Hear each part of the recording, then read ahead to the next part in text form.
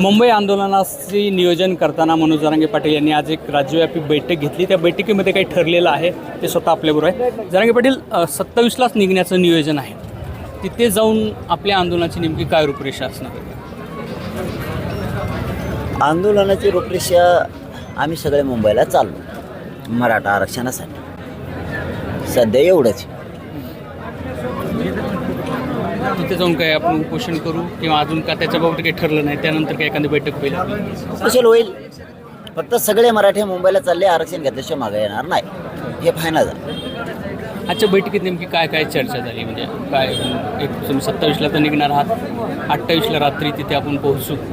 तिथे नेमक्या ठिकाणी काय कुठे होईल आंदोलन हे पण अजून ठरलेलं नाही. आझाद मैदानला होणार हे फिक्स झालं.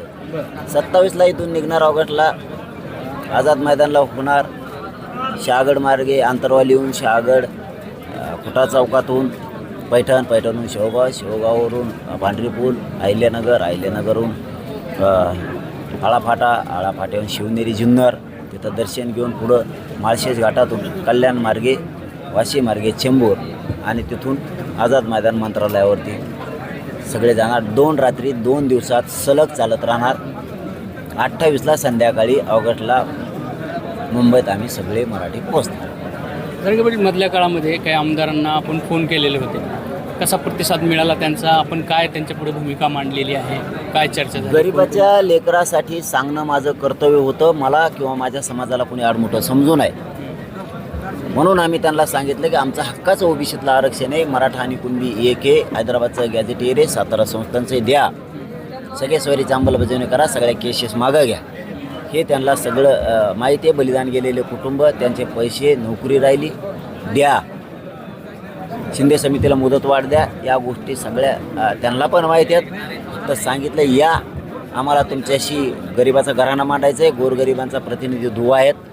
तुम्ही मुख्यमंत्र्याला जाऊन सांगा. मुख्यमंत्र्यालाही सांगितलं आम्हालाही तुमच्याशी घराणा मांडायचं आहे. या येतील नाही येतील. उद्या जर मला मराठा समाजाने प्रश्न विचारला असता तर मुख्यमंत्र्याला सांगितलं का, उपमुख्यमंत्र्याला सांगितलं का, आमदार खासदाराला सांगितलं, मी काय उत्तर द्यायचं? सगळ्याला सांगितलं यायचं येतील नाही येणार त्याच्याशी आम्हाला काही देणं घेणं नाही. सांगणं माझं काम होतं. मला एक प्रयोग राबवणं गरजेचं होतं. मी तेव्हा राबविला.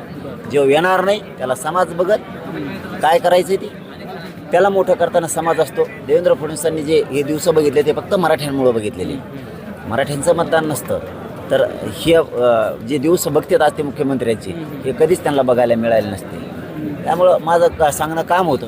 येतील नाही येतील. मी मात्र जर एकदा अंतरवाली सोडली तर मंत्री कोणी आलं तर मी मागं हटत नसतं. कधी नव्हे तर पहिल्यांदा गेल्या 2 वर्षात मला वाटतं मुख्यमंत्र्याशी थेट तुम्ही फोनवरून बोलला होता.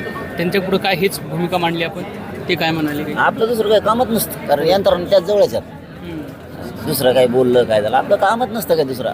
आपलं समाजापाशी सगळं मोठं काम आहे. आपला मायबाप हे समाज सगळं समाजापाशी गुंततं. त्यामुळे बाकीच्याला काय आपण गुंततच नाही आपलं. त्यामुळे आपण काय समज नाही काय महत्त्वाचं. तुम्ही काय बोललात, काय प्रतिसाद? हेच सांगितलं की आम्हाला घरानं मांडायचं देऊन टाका. सगळं 29 ऑगस्टला आम्हाला आंदोलन करायचं नाही, यायचं नाही, मुंबईला देऊन टाका. पण तुम्ही 29 ऑगस्ट आज जर नाही दिलं, मी एकदा जर अंतरवली सोडली तर मी कोणाचंच ऐकत नसतो, मुंबईतच घुसत असतो. काय त्यांनी म्हणजे म्हणून आडमुठंपणा समजू नये माझा किंवा मराठा समाजाचा कोणी. त्यामुळं याला समजून सांगणं म्हणते. आम्ही जे सांगितलं याला समजून सांगणं म्हणते, प्रतिसाद देणं म्हणते, संयमानं सांगणं म्हणते. ते सांगितलं, सांगायचं काम केलं. येतील नाही येतील मला माहीत नाही. आम्ही निमंत्रण दिलं. आम्ही निमंत्रण दिलं. येतो म्हणले, येते नाही तर नाही यायचे. तिथं काय आम्हाला तिथं काय शेंगा खुरपायला जायचं का? तिथं नाही म्हणजे रोजाने भेटणार होते माणसं म्हणून तिथं आझाद मैदान खुरपायले. तिथं इथं सगळे 288 आमदाराला सांगितलं या आम्हाला तुमच्याशी घराणं मांडायचं बोलायचं. जे येतील ते येतील, नाही आले नाही आले. सांगणं काम होतं. मला तो प्रयोग करणं गरजेचं होतं. मग मला माहीत असतं. नाही मला असं म्हणायचं होतं की मुख्यमंत्र्यांनी तिकडून तुम्हाला कसा प्रतिसाद दिला? येता प्रतिसाद म्हणजे काय सुपारी फळे देऊ लागणार दोघाला. मला नवरा बायको व्हायचं एकामेकाचं. प्रतिसाद मग त्यांना सांगितलं यायचं तिथे नाही यायचं ते येतो म्हणले, येते नाही तर नाही यायचं, येतो म्हणले संपला विषय. शॉर्टकट खेळ, शॉर्टकट. लय पाणी नाही लावित कवर बी त्यांना. आपण पाणी लावायचं काय संबंध? 29 आत येतो म्हणले तुम्हाला एवढं? आम्ही सांगितलं आपण यावं, आम्हाला घरानं मांडायचं. 288ला खासदार आमदार सगळे मंत्र्याला पण सांगितलं. उद्या मला जर एखाद्या प्रश्न विचारला असता तुम्ही देवेंद्र फडणवीस साहेब सांगितलं का तर मी काय उत्तर द्यायचं? बोलायला जागा नाही. कोण आडमोठा आहे समाज सिद्ध करण, बोलायला जागा ठेवत नसतो आपण. पाटील तुम्ही म्हणलात ही आता अंतिम बैठक आहे, आता ही आरपारची लढाई असणार आहे सगळी. हो, शेवटची बैठक आहे, आरपारची आहे. रणभूमीत उतरणार मराठे, मैदान बी गाजणार, गुलाल बी घेणार. आरक्षण तर ओबीसीतूनच घ्या. मुंबई सोडित नसतो त्याशिवाय. एखाद्या पोराला जर तिथं दादागिरी, मस्ती, नाच सत्तेचा असेल तर काठीपिटी लागली ना, पांदीचा रस्ता सुद्धा सुरू राहणार नाही राज्यात. शांतते जाळपोळ दगडफेक कुठं होणार. हे सगळं शांततेनं होईल, मात्र कुठे दडपण आणण्याचा प्रयत्न करतं सरकार आमच्यावर दडपण आणण्याचा प्रयत्न. शांत शक्यतो होऊ मारतं आम्हाला. जाती द्वेष होऊ शकतं का असं? लय बेकार जाती द्वेष आहे. अरे लय लय कुंकडचं कुंकड जोडी देत. कुंकडचं कुंकड कुणाचं तिकडं काय झालं तरी एका दिवस नाही का आमचं ते आमचं जोडी देत. एखाद बरं आता लेकरं झालेले मग आमच्यामुळे झाले म्हणते का जोडी देत. घेणं देणं कोण कोणा संघ नसतो, कोण कोणा संघ नाही. येते बारी येते सगळ्याची. त्यांचे फोटो कधी ना कधी गाठणारच आहे. त्या टायमाला आमचेही पोरं सुरू करते. हे असले नीच खोड नसली पाहिजे. त्यामुळे आम्हाला मुद्दाम ते आडू पडतं, हानमार करतं, बदनाम करतं. षड्यंत्र रस्तं सरकार. बदनाम होत नसतो आम्ही. प्रामाणिक करतो गोरगरिबांच्या लेकरासाठी. प्रामाणिकपणानंच लढणार आणि गुलालच फेकणार.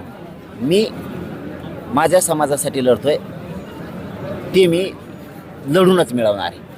मी बाकीच्या खेळात पडत नाही आणि बार बार त्यांनी सुद्धा ह्या भानगडीत आता पडू नये. बस झालं, एकदा हल्ला झाला. शेवटची वेळ आहे आता अल्टिमेट. शेवटची वेळ म्हणजे त्या एकदा हल्ला केला, बार बार या भानगडीत पडू नये आता सरकारने. 29 ऑगस्टची शेवटची संधी आहे सरकार. हा, आता कवर 2 वर्ष झालं आंदोलन सुरू आहे. फेस पाडा इकडे उपोषण करू आमचे कवर. आता अंतिम फाईट. मुंबई सुटत नसते यावेळेस. आणि मुंबई कशी होती आता बसायला जागा तर द्यावा लागेल ना आम्हाला. त्यामुळे आम्ही जाणार आणि इतके जाणार. जागेवरच 10-12 लाख गाडी आता आंतरवालीतूनच. एकूणच मुंबईचं आंदोलन हे आता अंतिम असणार आहे आणि अर्थात ते आरक्षण मिळाल्याशिवाय आम्ही आता मागे हटणार नाही असा इशारा पुन्हा एकदा मनोज जरांगे यांनी दिला आहे. रवी मुंडे, एबीपी माझा, अंतरवली सराटी. एबीपी माझा, उघडा डोळे बघा नीट.